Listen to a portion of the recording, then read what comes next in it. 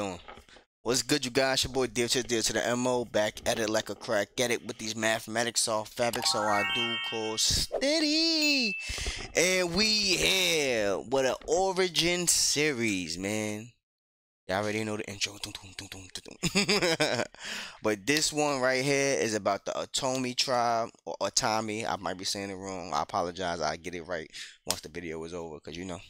It is what it is. Feel me? But this video is about the Otomí tribe. Your figure smells me. And we're going to get an in-depth look and get the history of this. This video was brought to you by Elena. You feel me? She suggested this probably like a month ago now. And now we here. Now, if you rock with the origin series, because the only reason I even do this series is to bring us as a people close together, man. We too divided and divided because of the people that's in power. But we don't understand that we have the power to unite and destroy the reality that they created for us. That's the main reason I put out the origin series. So run them numbers up on the origin series, man, so we could get to know that we are more alike than we are different. Let's get into this, man. Origin series. If you rock with the content, if you want me to do or react to a series that's about you and your people and your ancestors, put it in the comments, man. I love this because I get to learn. We get to learn. Damo Nation gets to learn. This video was brought to you by Dr. Nerdo Sario Rex, the Otomí pre-Hispanic history. Let's get into this, man. This is the TikTok version. Well, it's on YouTube, of course, but this is the TikTok version, and this is the one that it has more energy and details. The other ones is talking like this. And I know y'all don't want this type of content because this is boring. So, this brother breaks it down. And he breaks it down in a shorter context. Let's go. What is the history of the Otomí people in pre-Hispanic and early colonial Mexico? Okay. For starters, we need to clarify what we mean by Otomí.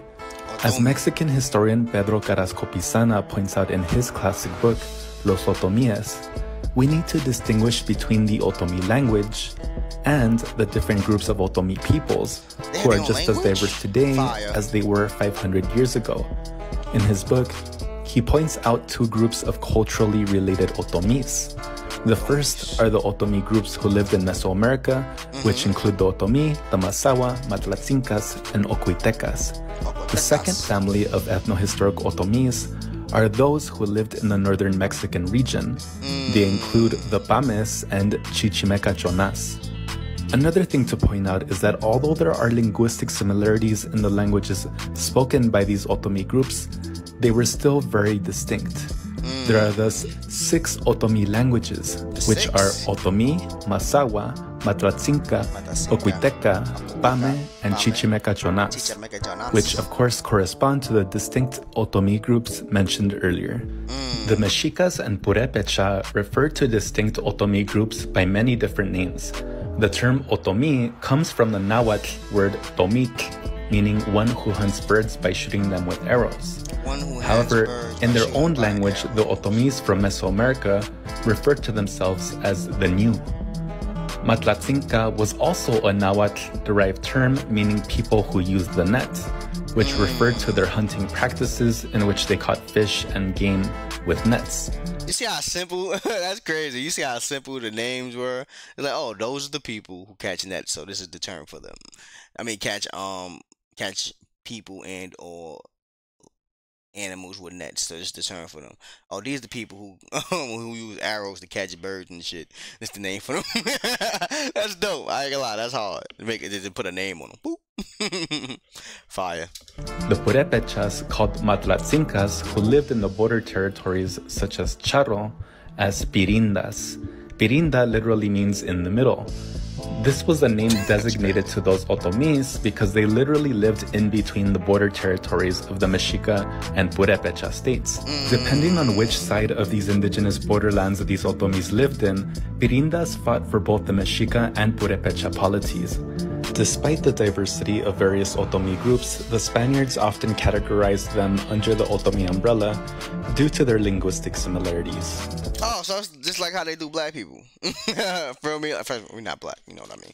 But in America, no matter if you're from Ghana, no matter if you're a native to this land, no matter if you're from the West Indies, Barbados, Jamaican, you're black. So so basically the Spaniards did the same thing. They just, oh, y'all niggas is in the same location, we're gonna just call y'all Otomis. That's crazy, son. What were pre-Hispanic Otomí spiritual practices like?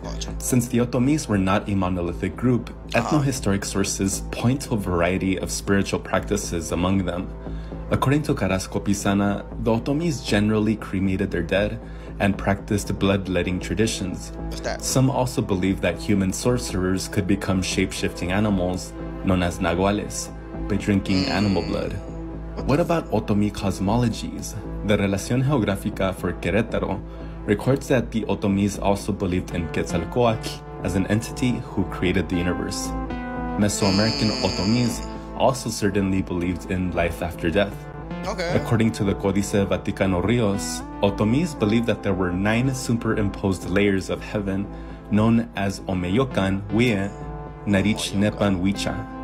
Like the Nahuas, they also had their own mythological stories of previous worlds destroyed by a flood. Who were some of the deities that... Shit. Damn. So that's crazy. Even it seems like all cultures have this historical concept that the world was flooded at one time. We already know how the Bible was, but that game came from the Epic of Gilgamesh, right? And then when you go to the Sumerian tablets, says the same thing. Like, you feel me? The flood. These brothers here, the Otomí, they got the same thing. Like, this is. It might be something to it, because of all these different cultures is having the same experiences and saying, yo, there was a big ass flood at one point. It might be true. Or come on, bro.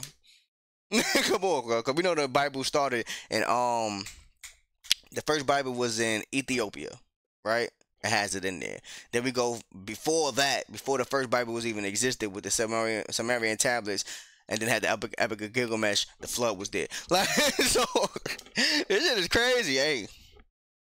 Hey, see, more similar than we are different. Anyway, the various Otomí groups worshipped in pre-Hispanic times. Okay. Geographic surveys of Otomí regions in the 16th century record that some groups paid homage to stone and wood idols. Okay. The Relación Geográfica for Querétaro, for example, mentions that local Otomís paid reverence to Padre Viejo y Madre Vieja, the old father and old mother, and that there was a fiesta for Madre Vieja in the Otomí month of Antashme.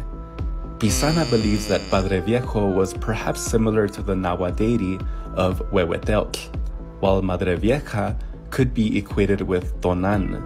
Similar to the Nahuas who paid homage to the fire deity Huitzilopochtli, the Otomís, Matlatzincas, and Mazahuas of central Mexico gave central importance to the fire entity known as Otontecutli, who was described as patron of warriors and deceased men.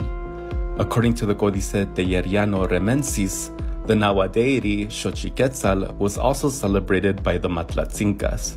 Other Nahua entities the Otomí revered were Nopitecha, patroness of trash, as well as Tlazoteotl, described as goddess of earth and moon. The Otomís of Mesoamerican origin date back to at least the times of the Toltec state, the Altepetl Tolan, from approximately 674 to 1122 CE. The histories of these Otomís come from indigenous accounts recorded within the first few hundred years after the Spanish conquest of Mexico Tenochtitlan. They were compiled by Spanish chroniclers like Fray Bernardino de Sahagún and his team of indigenous ethnographers in the Florentine Codex. Some accounts also come from mestizo chroniclers like Fernando de Alba Cortés Ixtlixochitl, who was not only born from Spanish grandparents, but also Mexica nobles from Texcoco. Notably, he was also the great-great-grandson of Cuitláhuac.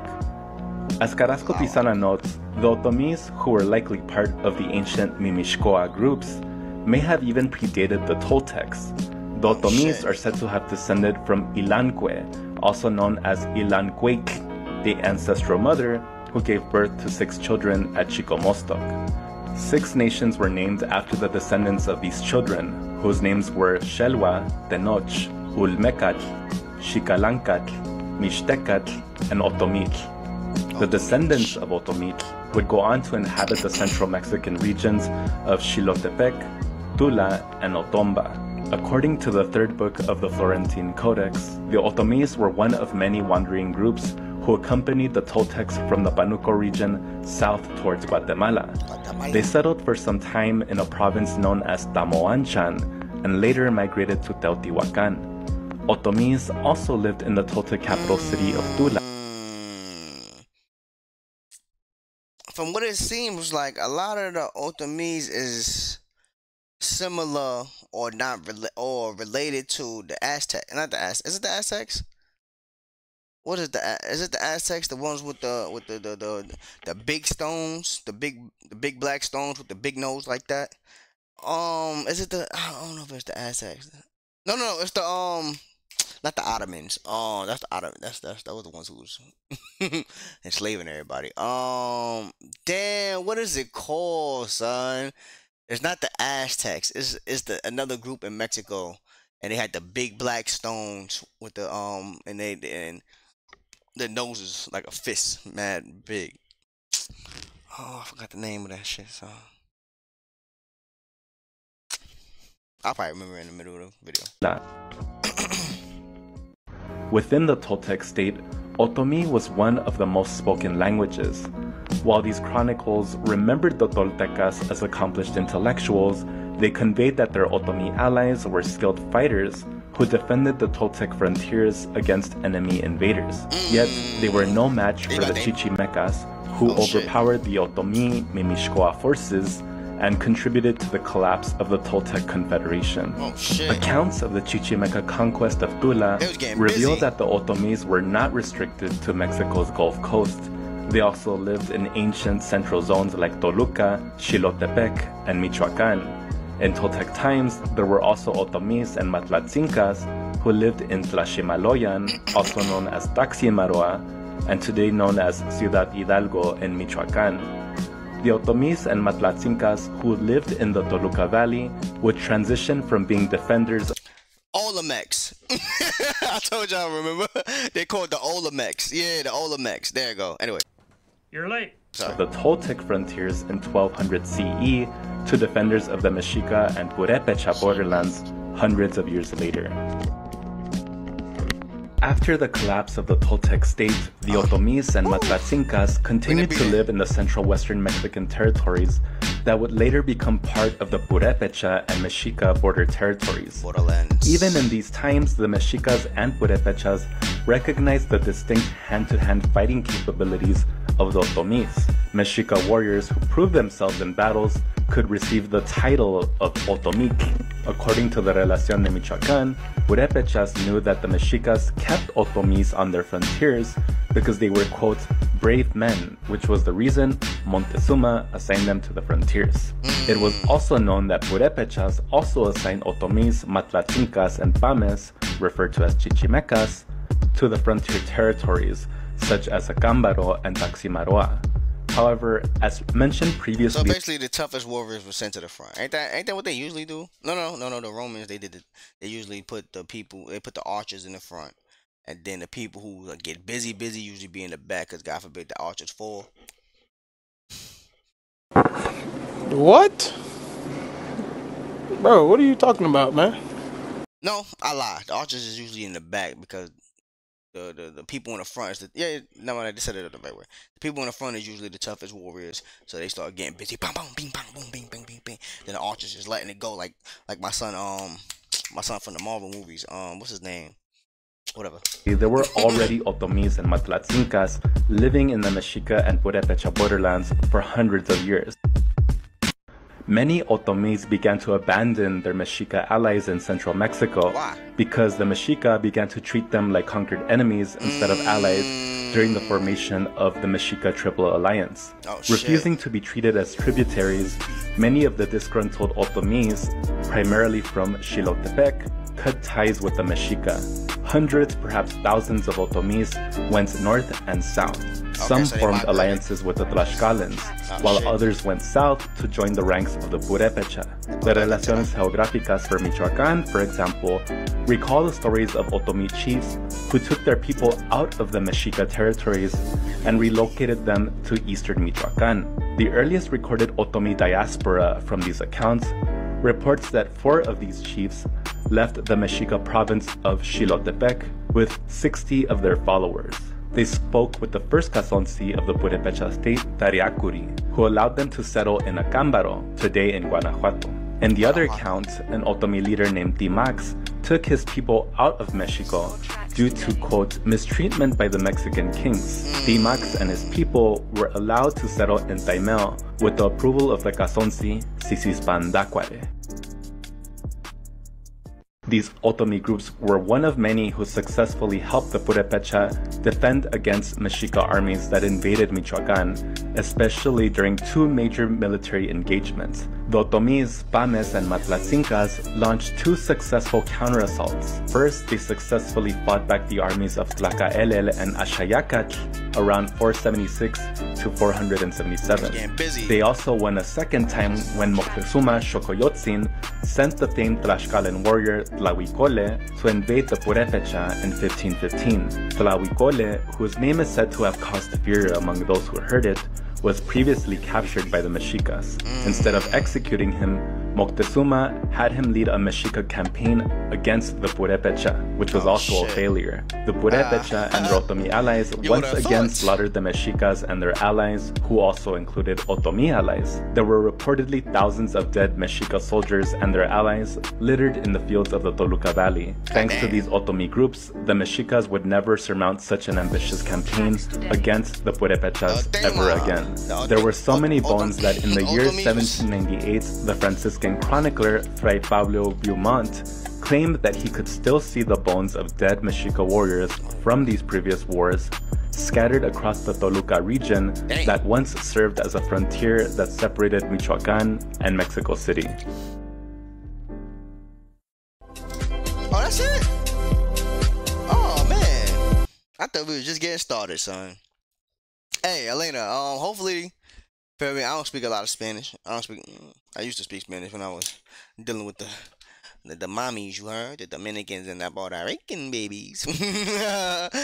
I'm here to tell you right now, we don't care. Let me tell you something. We don't care. Jerry. But hopefully this gave you some insight on your ancestors, man. Hopefully it does, cause this is interesting. I ain't gonna lie. It was definitely interesting. They was getting busy though. Otomís? they was getting busy out here, son. I ain't even gonna lie to you. One thing I wish they really did a deep dive on was the culture in itself, meaning the foods that they ate. Like, I already know that a lot of them was hunter-gatherers, you know, because it was back in those times. But like the foods that they ate, they did a couple about the celebrations. Like they said they had a celebration for one of their gods. And they say what they ain't tell us what month it would be if we was talking about today's time, but they did talk about that. But they ain't talking about, you know, like the foods that they ate and all that, celebrations, how it was growing up at the time. But a lot of it's not documented history because, you know, a lot of that stuff just wasted away. And sometimes certain tribes that didn't have didn't play a huge part, quote unquote, huge part. They didn't write down their history a lot. Like, you feel me? So you gotta really dig for this type of shit. So I guess they did what was good for whatever the information they found. You feel me? So hey, man, origin stories, man. You learn a lot. Hey, rock with your boy, man. Origin stories. If you want to learn anything about your past, or you want me to react to anything about your past and the people that you don't know, put in the comments, man. Let's get close together, man. We as humans unite. Sorry. But anywho, if you rock with the what? It's your boy Dave to deal to the MO. Remember, protect your up in peace. Nobody tell you can't do out here. Be the better version of you. You can be. Protect these kids. Protect some of the bum-ass virus. And always remember, the government is your boy. I love you. I love you. I love you. Peace. You hear me? We out of here. The Black Irish is next. The Black Irish, Amy, I got you. The Black Irish is next.